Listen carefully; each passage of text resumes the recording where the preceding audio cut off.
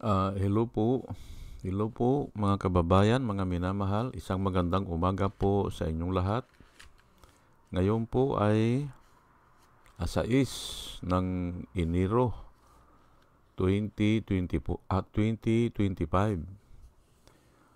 At ang oras po dito sa Los Angeles, California ay alas 5:23 ng umaga. Lunes po, Lunes. At nais ko po mag-vlog mga kababayan, mga minamahal, patungkol dito sa si Sarah ay humihiling pa ng explanation bakit siya tinanggal po doon sa National Security Advisor ng Pangulo. Ay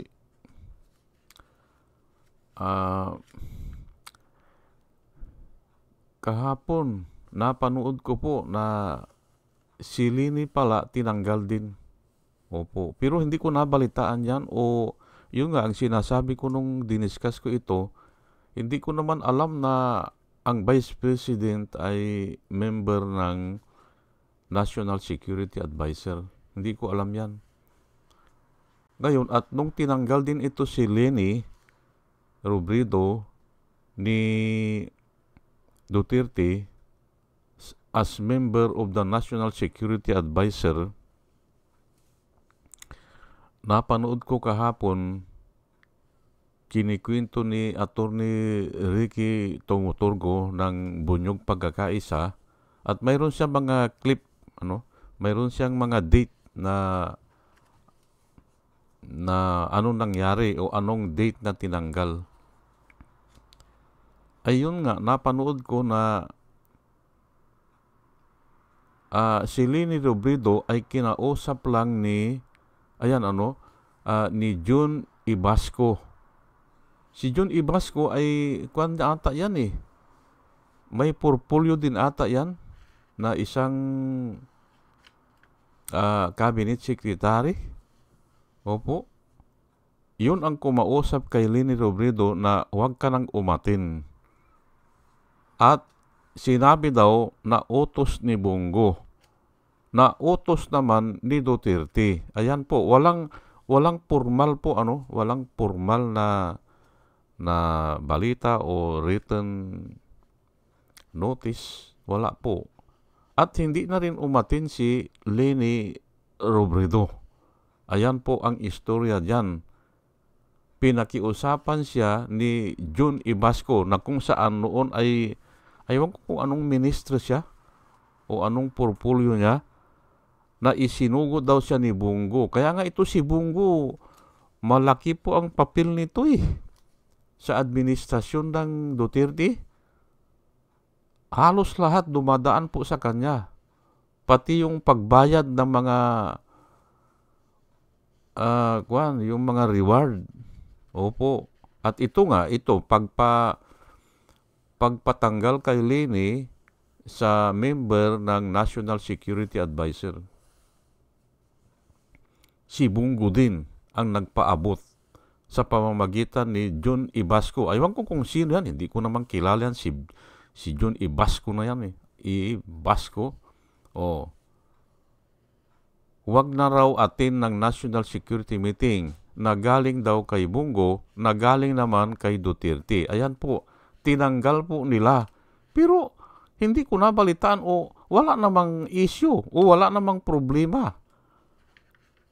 At napanood ko po kanina lang po yung paliwanag ni Attorney Bueno, ay mas malinaw yung sinabi ni Attorney Bueno. Wala pala sa batas yan Yan ay lang yan, proclamation lang o executive order lang yan. Hindi ko nga alam na ang Vice President ay member nga ng National Security Advisor. Ang alam ko, yung mga previous presidents, ayan po, ang alam ko, na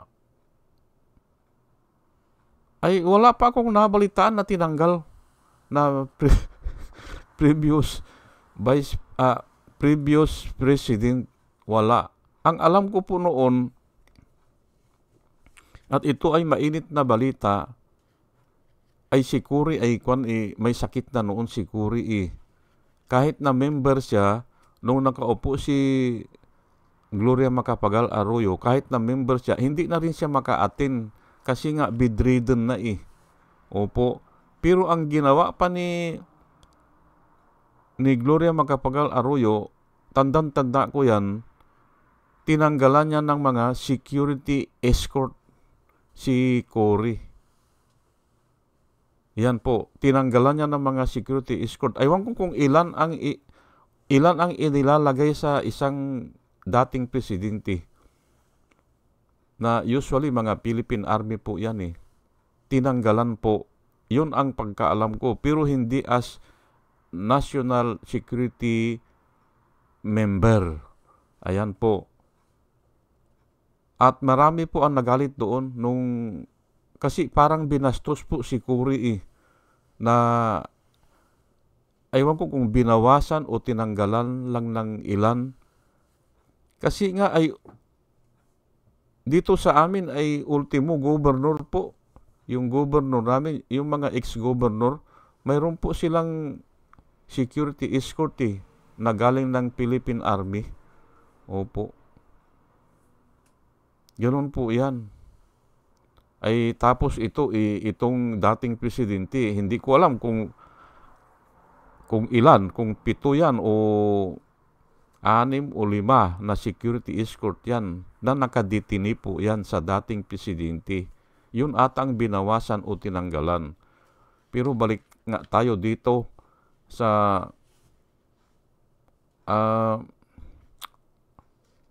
yung umaangal si BP Sara, bakit siya tinanggal? At ngayon ay humihiling siya ng legal basis o legal explanation sa presidente. Ay tinalakay po ni Atty. Bueno yan, ay tama naman. Ay hindi naman kanya yan hindi naman, wala naman sa konstitusyon yan Kwan lang yan. Executive order na pwede niyang baguhin yan. Executive order lang po Kaya nga ang sabi ko, ang pinakamahina po na batas ay ang nanggagaling po sa executive order. Yan po ang pinakamahina na batas. Opo, kung 5 o 4 yan pinanggagalingan ng batas natin, yan na po ang pang-5 na pinakamahina. Kasi nga, hindi naman tinalakay yan sa plenaryo ng Senado o ng Kongreso. Hindi tinalakay yan. Ang una po na batas ay yung konstitusyon. Yun po ang pinakamatatag. Pangalawa, yung tinatalakay sa plenaryo. Yan po, matindi po yan. Kasi nga, pagbubutuhan po yan At yung pangatlo ata, yung mga batas na court decision nang gagaling sa korte. Pero questionable po yan. Questionable po yan. Pero kung na-practice na, o kung marami na ang sumasang-ayon, o yung katulad yung ginawa ni Corona, hindi ba? O ill-gotten wealth, sabi niya, basta lumagpas doon sa legal income mo, ill-gotten wealth yan. Yun ang desisyon ni Corona. Hindi ba? At yung panghuli, yung executive order, na rekomendado po yan, recommended lang po yan Recommended yan ng mga ministro. Kaya ginagawang executive order. Hindi naman alam lang ng presidente yan kapritsyo lang po yan ng mga ministro. Opo. At siguro ay maidagdag pa rin natin katulad po yan ng yung Memorandum of Agreement lang yun Yung COA, gumawa ang COA na, sige, yung mga confidential funds, sige na. Kahit na bigyan na natin sila ng leeway na hindi na masyadong ipakita yung mga resibo. O kaya late na. Pero ipapakita pa rin yan. Pero kung in danger pa yung mga tauhan natin na gumaganap dyan sa intelligence gathering, ay pwede mo nang hindi ipakita. Yung po, memorandum lang po yan of agreement o kaya ay napagkasunduan. Nagiging kwan din yan, parang batas yan kasi nga ay may agreement eh. Opo, pero yan po ang pinakamahina na yun na ngayon ang gustong ipatupad ni Sara Duterte.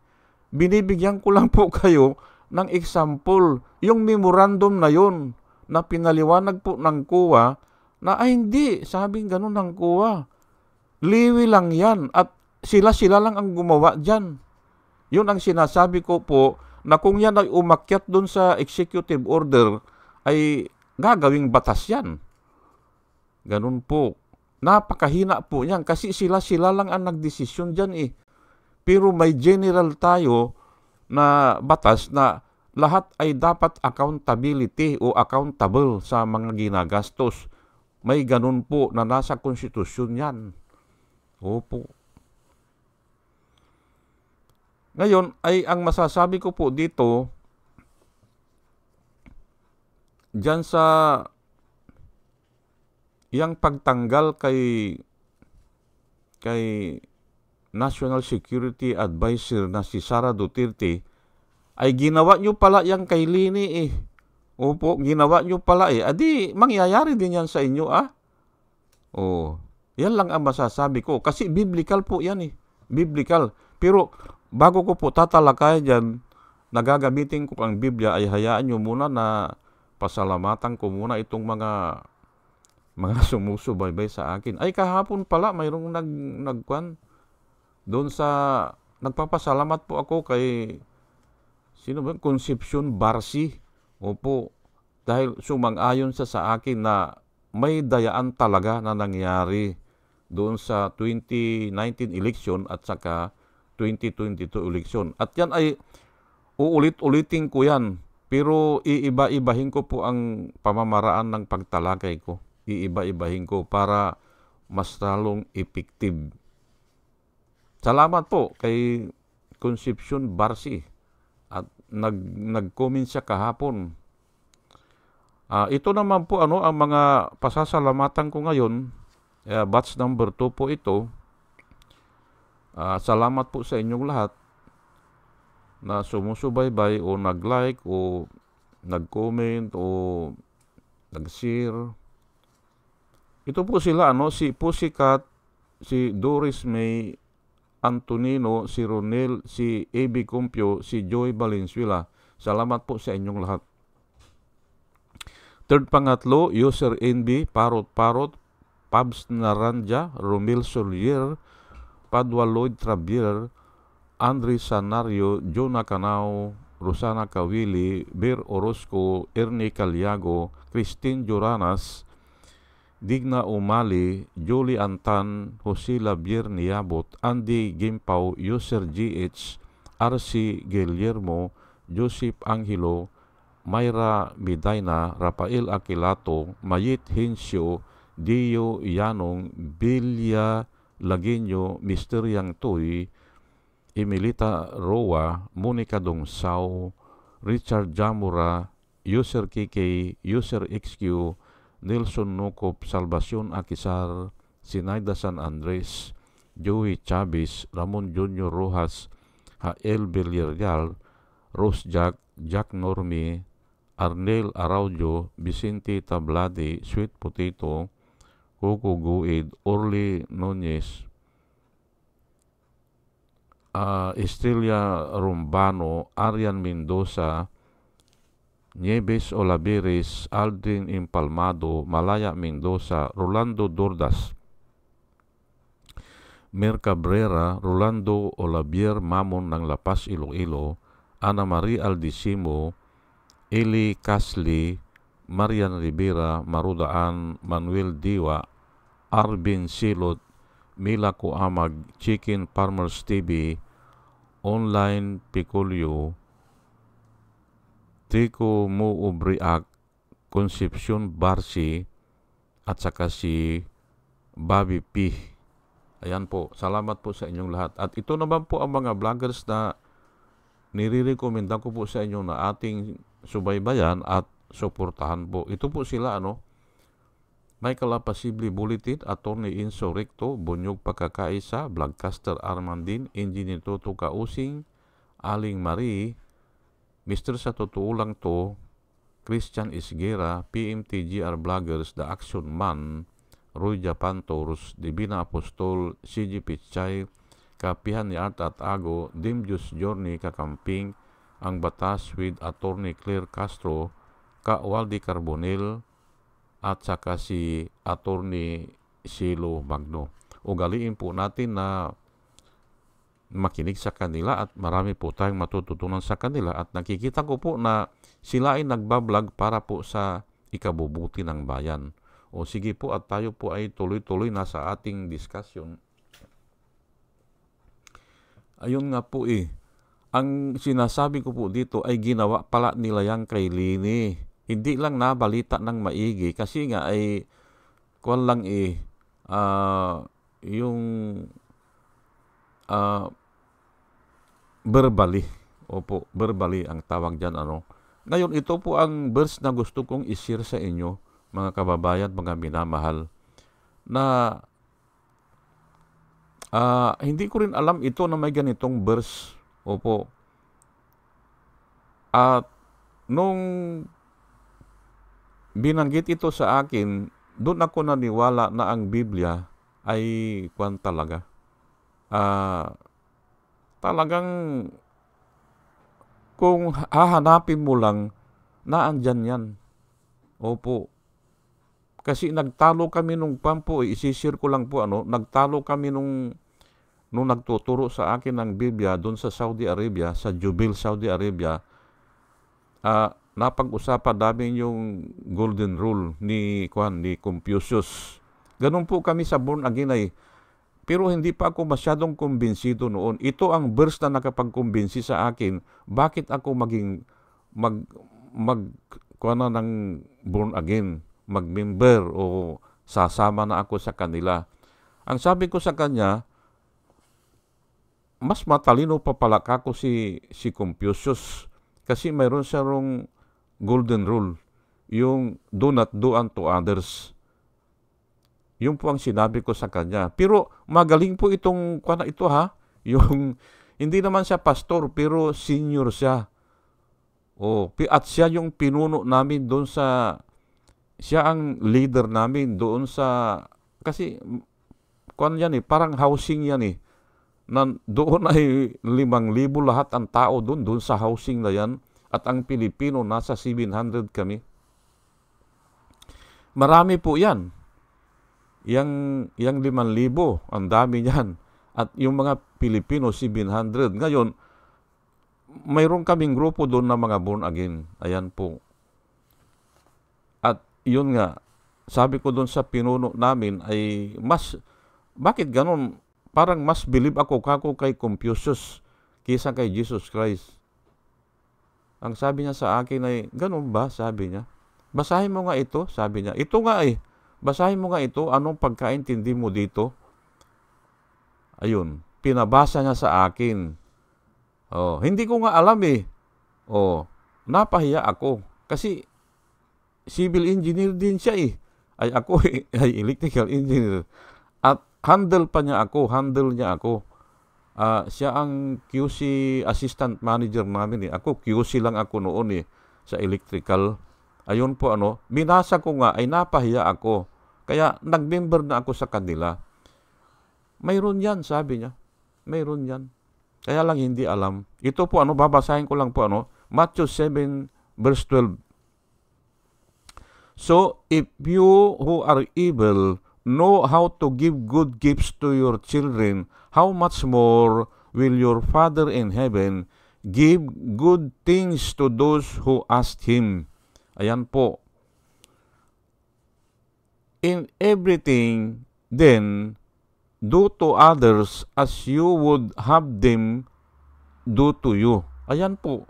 Mayroon pala si Jesus Christ in everything, sabi po ni Jesus Christ, then, do to others as you would have them do to you. Ayan po. Hindi ba? Ang linaw po eh. But, ang sabi niya, in the affirmative way, sabi niya. Hindi sa negative way. Yung kasi kay Confucius, in a negative way. Do not do unto others, sabi ni Confucius, do not do unto others what you do not want them to do unto you. Ito naman si Jesus Christ, do unto others. Ayan po. Kaya pinili ko yan, ay ayaw nyo pala natanggalin kayo sa security advisor, hindi ba? Ay bakit tinanggal nyo si Lini? Ayan po eh. Kaya effective po ang Bible eh. Ituloy-tuloy ko lang po ano, for this is the essence of the law and the prophets. Ito daw yung batas eh. Ang kabuuan ng batas ito ang essence importansya ng batas. Yung nga, do unto others what you want them to do unto you. Ayun lang, hindi ba? Golden rule nga ni Confucius. Enter through the narrow gate, for wide is the gate and broad is the way that leads to destruction. Ayun po. And many enter through it. Ngayon ay itataas ko lang po ha. Yan. Nakikita nyo na po, hindi ba? Sa Luke, binanggit din po ito. Nabanggit din ito ni Luke. Kaya nga naikwento nila kaya ay alam nila si Luke pala, hindi pala member ito. Doktor ito, pero hindi member ng original na disciple na 12. Pero alam niya, ay naikwento siguro sa kanya kasi in-examine niya In-examine niya. Opo, at yung mga sulat po ni Luke, ay although nawala siya doon nung sinasabi, ay in-examine niya Opo. Doktor po siya, kaya may physical yan. Yung evidence na talagang ganun ang nangyari. Ito, binanggit din niya, do to others as you would have them do to you. Binanggit din po ni Luke sa kanyang gospel na sinabi yan ni Jesus Christ. Ayan po, para maliwanag po tayo. Although nawala siya doon, pero siguro kinikwento sa kanya ng mga original disciples. At iba po ang pagkasulat ni Luke. Iba po, Iba. Ngayon, ay ito nga si Confucius po, ay nabuhay po ng 551 BC hanggang 470 BC. Nabuhay po siya. At siya nga nagsalita nito, do not do to others what you do not want them to do to you. Ayan po. Yan po ang message ko, hindi ba? Ay, sa katotohanan lang po, ay si Cyreno hindi naman pwedeng tanggalin yun ng kuwaranto, pero tinanggal nila. Ay nasa konstitusyon po yun, hindi ba? Kaya yan po ang pagbabayaran. Ay walang natin kung ito ito na yung pagbabayad na anak ni Duterte ang magsasuffer. Pero kulang pa po yan sa dami po ng mga nila, ng mga niloko nila. Ayun nga dabudol ang tawag ni Congressman Acop yung pinakamalaking budol, hindi ba? Ay hahanap po ng hustisya yan. O kaya mag-get even yan. Pag niloko mong isang tao, ay isusumpa ka yan. Hindi ba? O kaya hihiling sa Panginoon yan na sana naman ay yung panloko sa kanila ay bigyan sila ng hustisya. At hindi po masama yun. Nasa Biblia po yan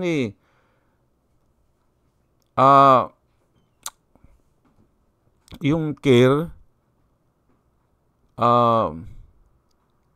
ano ba yun? Yung